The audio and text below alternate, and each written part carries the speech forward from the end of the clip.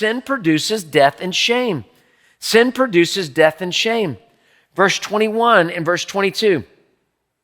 So what fruit, verse 21, what fruit was produced then from the things you are now ashamed of? The outcome of those things is death. What fruit was produced from the things that now bring you shame? The outcome is only death.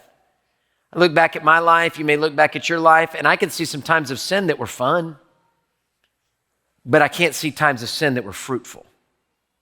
And if we're going to walk with God and have our roots down in righteousness, that righteousness is going to bring sanctification, which is surrender and walking in the lordship of Christ, so that then there's fruit in our life, so that the fruit in our life begins to show forth in its eternal fruit. Sin may be fun, sin may make you famous, sin may make you a fortune, but it will never bear godly fruit.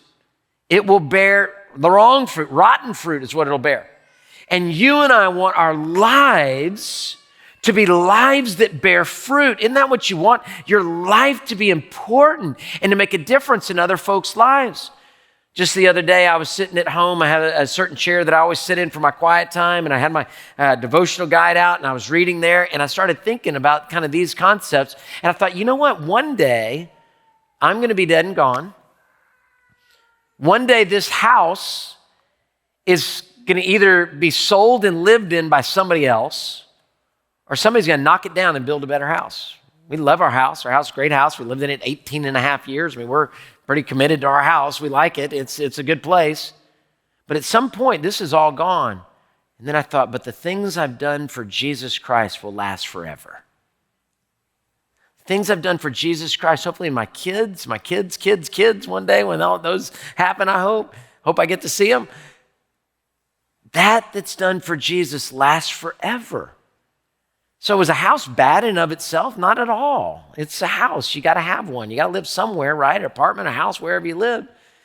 That's not the deal. The deal is there's fleeting. And here in this verse of scripture, it says a life of sin, it may produce fun, it may produce fame, it may produce fortune, but it's not producing fruit that lasts forever.